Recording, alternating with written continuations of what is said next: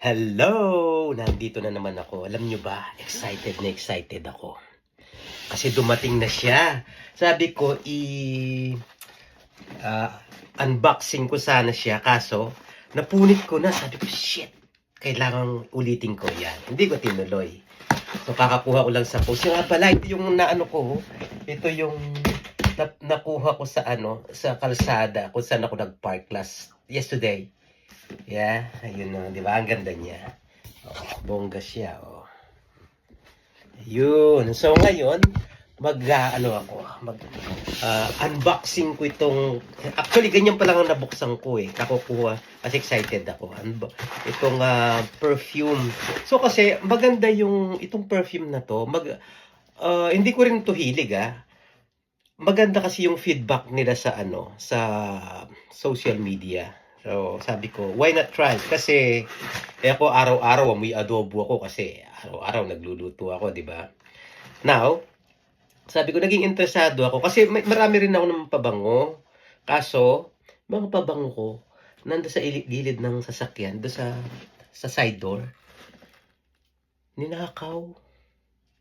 Ang lalaki pa naman, yung Armani, at saka, yung boss na malaki. Sabi ko, shit, pabango na lang din ako. But anyways, subukan natin sa cheap na pabango. Pero ang sabi nila, yung ano ng pabango, yung quality niya, yung amoy niya, parehong-pareho ng yung mga mamahalin. Kaya subukan natin kung totoo yung sinasabi nila, ha?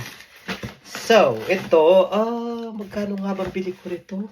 I think 40 pounds yata. Yung tatlo. Ito sila, oh. Baka, subukan ko muna. Baka pagka minsan mag-interesado kayo, bili kayo doon sa website. Baka totoo, Baka totoo yung sinasabi nila. So, kasi araw-araw naman ako amoy adobo. Kaya, I don't mind na kahit hindi original yung scent. Anyways, bukan natin ito. Bali, nakalagay, nasan na ba yun? Nasan ba yung salamin ni Lolo? Tingnan na. Ito ang nakalagay. Kasi, yun. May mga numbers ita. The Essence Vault ang pangalan niya. Yun. Tingnan natin Wow. Pero mo to, nasa 40 pounds, 40 pounds. Tapos, madami siya. Kahit paligo ako ng pabango araw-araw, okay lang. Yun natin.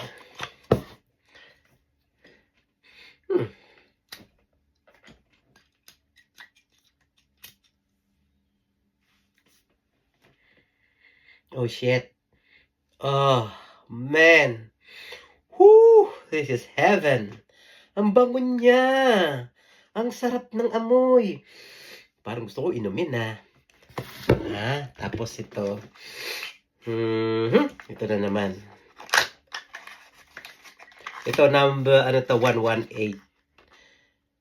Actually, sa totoo lang, hindi ko na matandaan kung ano yung same scent na pabangon to.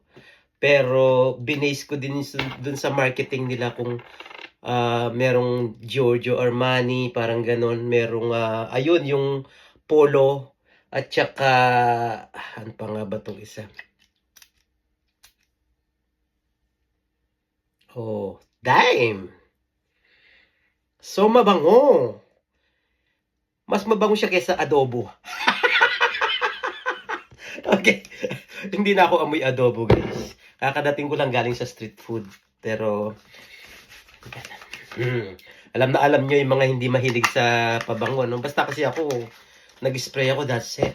Wala nang kaartihan. Basta mawala lang yung amoy lupa, pwede na.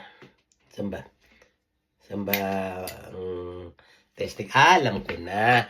Ano ito yung ginagawa, nakikita ko yung mga ginagawa nila sa mall.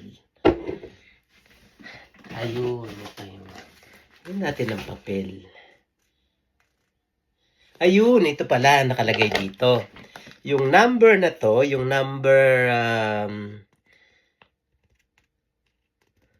311. Nasaan ba yung 311? Ito, inspired by Aqua di Gio. Hirap magbasa ng French. Tapos yung isa naman, Cool Water, yung 118. Ito yung Cool Water. Yeah, ang inspiration nila. Tapos yung isa naman, Eternity for Him. Wow. Meron ba nun? Eternity for Him. Ito hindi ko natetesting, yung Eternity for Me. For Him pala. Yung number 867. Tingnan natin, ha. Ito pwede kong pag-spray kahit saan. Basta may nakita ko, spray ko kayong lahat kasi mura lang siya. Pero, huwag na tayo magmaarte. Man, I love it. Ang sarap, guys. Ewan ko iba kasi nagmamaarte lang. Pero para sa akin, kasi kaya ito yung mga pinili kong amoy kasi may mga ganitong pabango ako. Pero halos hindi siya naiiba, parang yun din lang. Tapos ito, tumatagal din daw to ng mga 3 days ang amoy niya. Basta huwag ka lang maligo. Ayun, anyways. So yun, guys, para sa akin okay siya just in case. Hindi ako nagbebenta ha. Natutuwa lang ako. Just in case gusto nyo, pwede ko ibigay sa inyo yung website at saka yung nandun yung maraming pagpipilian doon na scent ng pabango. Yun muna for now, guys. Maraming salamat. Hindi ako marunong mag-rate kung 'di ba may sabi niya 1 to 5 ang pinakamataas. I don't really care.